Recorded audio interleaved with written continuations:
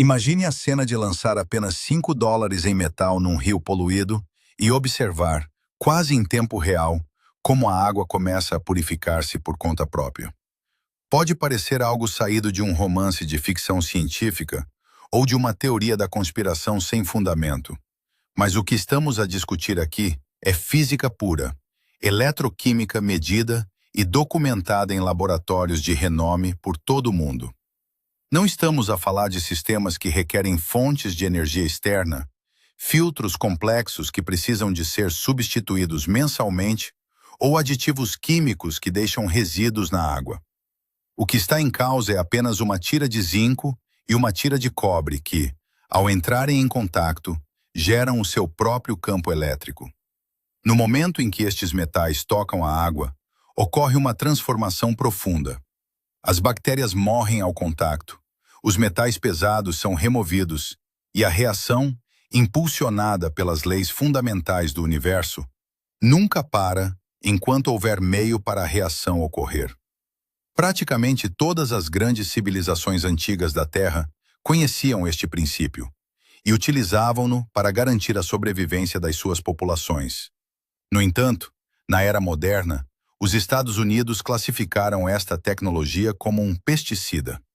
Ao longo desta análise detalhada, compreenderá exatamente por que razão este conhecimento foi obscurecido e como a ciência por detrás dele é tão sólida quanto as rochas que formam o leito dos rios. A ciência que sustenta este fenômeno não é meramente teórica, é uma realidade eletroquímica tangível. Quando o zinco e o cobre estabelecem contato físico dentro de um meio aquoso, algo verdadeiramente extraordinário acontece. O zinco assume o papel de ânodo, enquanto o cobre atua como cátodo. Juntos, eles formam o que os químicos denominam de célula galvânica. Esta reação eletroquímica inicia-se de imediato, sem qualquer necessidade de eletricidade vinda de uma tomada ou de uma bateria. Os eletrões começam a fluir do zinco para o cobre, utilizando a própria água como condutor. Esta troca constante de eletrões tem consequências devastadoras para os contaminantes. Ela arranca os metais dissolvidos da água e rompe as membranas celulares das bactérias no momento do impacto. Como subprodutos desta reação, são gerados radicais hidroxila e peróxido de hidrogênio, compostos que destroem micro-organismos ao nível molecular. O potencial de elétrodo padrão entre o zinco e o cobre é de exatamente 1,1 volts. Este número não é uma estimativa, é uma constante física que permanece inalterada, quer os metais estejam num laboratório de elite, na Universidade de Cambridge, ou mergulhados num rio lamacento, numa zona rural da Guatemala.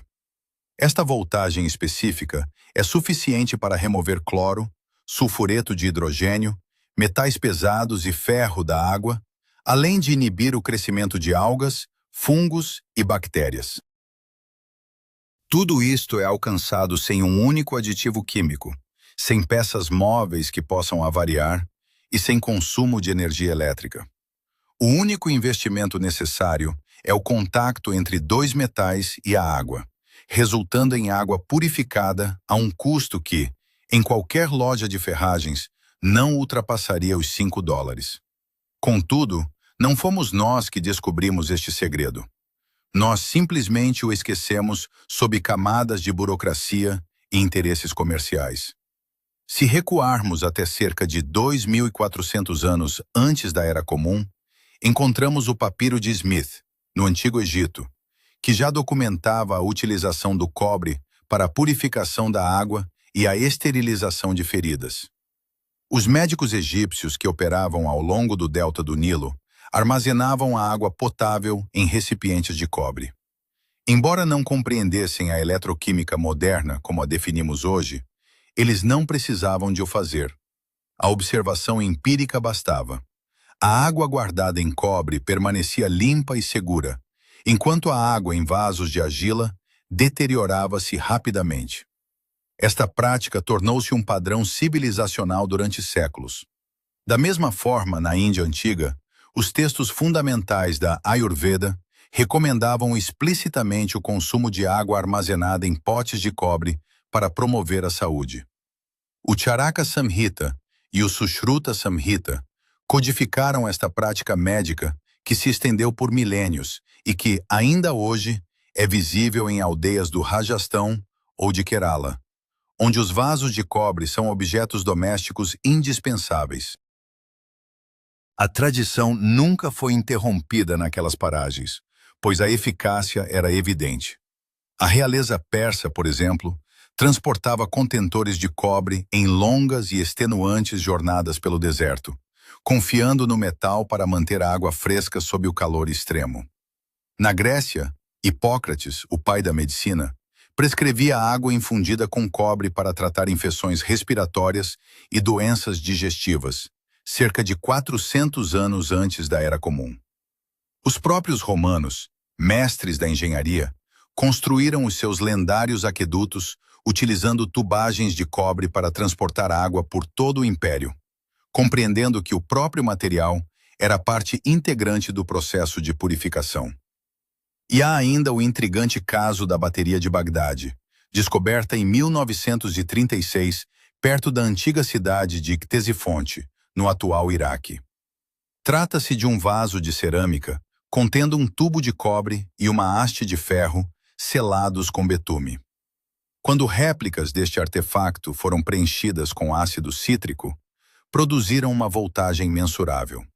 Em 1940, Wilhelm Koenig propôs que este objeto representava a tecnologia de células galvânicas do período Parta, no primeiro século da Era Comum, quase 2000 anos antes de Alessandro Volta construir a sua famosa pilha. Em 1893, o botânico suíço Carl Wilhelm von Nägeli deu a este fenômeno o seu nome científico moderno, o efeito oligodinâmico. Este termo descreve a ação tóxica de íons metálicos sobre células vivas, mesmo em concentrações extremamente baixas. Cobre, prata e zinco têm a capacidade de matar micro-organismos simplesmente pela sua presença na água. Esta não foi uma descoberta de Nägeli, mas sim a confirmação científica do que egípcios, indianos, persas, gregos, romanos e partas já haviam descoberto de forma independente ao longo de 5 milênios de história comprovada. No entanto, em menos de um século, a engenharia ocidental parece ter apagado este conhecimento dos seus manuais. O ressurgimento moderno ocorreu de forma quase acidental em 1984. Don Heskett, um engenheiro americano, estava no seu laboratório e usou uma caneta de latão para agitar uma amostra de água contendo diversos produtos químicos. O latão, sendo uma liga de cobre e zinco, reagiu com a amostra. Ao testar a água momentos depois, Heskett percebeu que o cloro tinha desaparecido completamente. Sem querer, ele tinha tropeçado novamente na física que as civilizações antigas utilizaram durante eras. Heskett dedicou os 3 anos seguintes a refinar esta descoberta, o que resultou numa patente nos Estados Unidos em 1987 para o que chamou de fluxão de degradação cinética, ou KDF. Esta tecnologia utiliza grânulos de uma liga de cobre e zinco de alta pureza. À medida que a água passa por estes grânulos, a reação galvânica elimina os contaminantes instantaneamente. Os testes confirmaram a remoção de até 99% dos metais pesados dissolvidos e demonstraram que o meio era capaz de controlar bactérias, algas e fungos, sem qualquer tratamento químico adicional. Análises independentes revelaram que os níveis de cobre na água filtrada estavam abaixo de 0,05 miligramas por litro, um valor 20 vezes inferior ao limite aceitável estabelecido pela Agência de Proteção Ambiental, EPA. Os níveis de zinco situavam-se em 0,46 miligramas por litro, 10 vezes abaixo do limite de segurança. A tecnologia foi certificada pela NSF International e cumpriu todos os requisitos de segurança da EPA e da FDA para a água potável. As matérias-primas custavam apenas alguns dólares por quilo. Não era necessária eletricidade, nem cartuchos de substituição frequentes. Era, essencialmente, uma célula galvânica passiva que purificava a água pelo simples facto de existir. Com a física provada, as patentes registradas e os dados de segurança limpos, o que aconteceu a seguir é algo que deveria inquietar qualquer cidadão. Em 1992, a EPA reviu o sistema de filtragem de cobre e zinco e determinou que este se qualificava como um dispositivo mecânico. Esta decisão significava que o filtro não introduzia nada de prejudicial na água e deveria ter aberto caminho para a adoção residencial em massa por toda a América, permitindo que construtores instalassem estes sistemas por uma fração do custo dos tratamentos convencionais. Contudo, em 2007, a EPA inverteu radicalmente a sua posição. Um aviso publicado no Registro Federal reclassificou o equipamento gerador de íons como um pesticida, sob a égide da Lei Federal de Inseticidas, Fungicidas e Rodenticidas.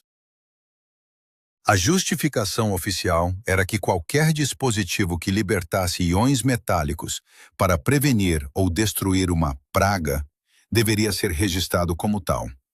O problema é que o registro de um pesticida custa centenas de milhares de dólares em testes e honorários legais.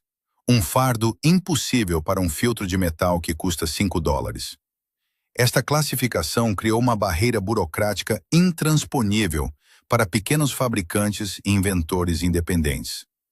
A tecnologia que os antigos egípcios usavam livremente requer agora o mesmo processo de aprovação federal que herbicidas industriais e pesticidas químicos altamente tóxicos.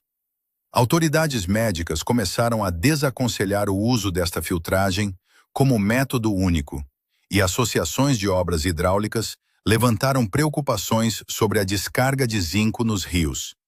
Embora estas sejam cautelas científicas legítimas, uma vez que a filtragem de cobre e zinco não remove quistos de protozoários como Giardia ou Cryptosporidium, nem elimina todos os produtos químicos orgânicos. Estas limitações foram utilizadas para descartar a tecnologia por completo, em vez de a posicionar como uma camada essencial num sistema de purificação em várias fases. Quando se segue o dinheiro, a situação torna-se mais clara. O mercado global de produtos químicos para tratamento de água gera dezenas de bilhões de dólares anualmente. Cada filtro galvânico instalado representa uma dose de cloro que não é vendida, um cartucho de plástico que não é enviado e um contrato de manutenção que não é renovado. Existe um incentivo financeiro gigantesco para manter uma solução de 5 dólares enterrada sob pilhas de papelada regulatória. Os códigos de construção e as classificações legais parecem desenhados para confundir, mas a física, essa, permanece inalterada. Nos laboratórios acadêmicos, as evidências continuam a acumular-se independentemente da política. Investigadores da Universidade da Carolina do Norte testaram o cobre e o zinco iônicos como desinfetantes para água potável armazenada. Com uma dose de apenas 0,2 mg por litro, o sistema conseguiu a desinfecção adequada de E. coli em 9 horas e de esporos de Bacillus cereus em 24 horas. Num outro estudo, cientistas contaminaram deliberadamente água com bactérias diarreicas perigosas, incluindo Vibrio cholerae e Salmonella typhi. Após 16 horas de armazenamento em recipientes de cobre à temperatura ambiente, nenhuma única bactéria pôde ser recuperada. A eliminação foi total e absoluta. As análises de segurança confirmaram que os níveis de cobre estavam muito abaixo das diretrizes da Organização Mundial de Saúde, não representando qualquer risco para os consumidores. Estudos comparativos sobre o efeito oligodinâmico demonstraram que o cobre superou todos os outros metais testados, alcançando uma redução drástica das colônias microbianas em curtos períodos de tempo. Na Universidade de Southampton, no Reino Unido, investigadores colocaram a bactéria MRSA, um dos estafilococos mais resistentes a antibióticos do planeta, em superfícies de liga de cobre. A 20 graus Celsius, o cobre atingiu uma taxa de destruição superior a 99,9% em apenas 75 minutos. Não foram necessários dias ou horas longas. O metal agiu quase de imediato. Até a NASA validou este princípio para o ambiente mais exigente que se pode imaginar: o espaço. A Agência Espacial desenvolveu sistemas de purificação de cobre e prata para fornecer água potável aos astronautas na Estação Espacial Internacional, eliminando totalmente a necessidade de cloro nos sistemas de água das naves espaciais. Se a tecnologia é suficientemente fiável para estar em órbita, é certamente fiável para uma casa comum na Terra. Curiosamente, em 2008, a própria EPA registrou 274 ligas de cobre diferentes como materiais antimicrobianos certificados com benefícios reconhecidos para a saúde pública. Ou seja, a mesma agência que classificou o filtro como um pesticida reconhece o cobre como uma superfície antimicrobiana eficaz. Os dados do próprio governo contradizem o seu enquadramento regulatório. A ciência está resolvida, e a história é uma linha contínua que nos liga aos nossos antepassados mais distantes. Os materiais necessários para implementar isto estão disponíveis em qualquer loja de ferragens. O princípio central é elegante na sua simplicidade. Dois metais diferentes em contato físico imersos na água, onde a própria água atua como o eletrólito. O zinco situa-se em menos 0,76 volts na série eletroquímica, enquanto o cobre está em mais 0,34 volts. Esta diferença de potencial cria a célula eletroquímica autoalimentada no instante em que a água toca ambas as superfícies. Para construir um sistema básico, podem utilizar-se malha de cobre, acessórios de tubagem e tiras de zinco. Versões comerciais utilizam frequentemente grânulos de latão com proporções específicas de cobre e zinco. Uma unidade simples pode ser montada usando lã de cobre e malha de zinco dentro de um invólucro de PVC por um valor irrisório. A geometria do sistema é fundamental. Quanto maior for a área de superfície de contato entre os dois metais, mais eficaz será a reação. A proporção recomendada pela investigação varia entre 2:1 até 4:1, favorecendo sempre uma maior superfície de cobre em relação ao zinco. Outro fator crítico é a taxa de fluxo. A água deve permanecer em contato com a superfície bimetálica o tempo suficiente para que a reação redox se complete. Sistemas de gotejamento por gravidade tendem a superar os sistemas de fluxo pressurizado, e múltiplas passagens pelo meio melhoram dramaticamente a eficácia da purificação. É imperativo ser claro sobre o que esta tecnologia faz e o que não faz. Ela é excelente a remover cloro, metais pesados e bactérias, mas não deve ser utilizada sozinha se houver suspeita de contaminação por quistos de protozoários ou químicos orgânicos complexos. A solução ideal passa por combinar o meio galvânico com carvão ativado ou um filtro cerâmico. Esta combinação não só garante um tratamento abrangente, como também prolonga a vida útil do filtro de carvão, prevenindo o crescimento bacteriano no interior do sistema. A manutenção é mínima, podendo o meio ser lavado e reutilizado por mais de 6 anos com os devidos cuidados. O zinco consome-se lentamente através do mesmo princípio de proteção galvânica que protege os cascos dos navios da corrosão, necessitando de substituição apenas após anos de uso. Embora a utilização de filtros manuais por gravidade possa ocupar uma área cinzenta nos códigos de construção modernos, isto não é um conselho jurídico, mas sim uma observação sobre o que a física permite, independentemente do que a burocracia reconheça. O zinco e o cobre ocupam as suas posições na série eletroquímica desde muito antes da existência da civilização humana. A voltagem entre eles é uma propriedade do próprio tecido do universo. Não requer aprovação governamental, não expira e não responde a enquadramentos regulatórios. O conhecimento sobre o uso do cobre para purificar a água sobreviveu não porque algum governo o preservou, mas porque a física não se importa com orçamentos de marketing, capturas regulatórias ou lobbies industriais. O sistema simplesmente funciona. São dois metais, água e as leis da física. $5 e 5.000 anos de prova material. O rio sempre esteve lá, à espera que recuperássemos o que nunca deveríamos ter esquecido.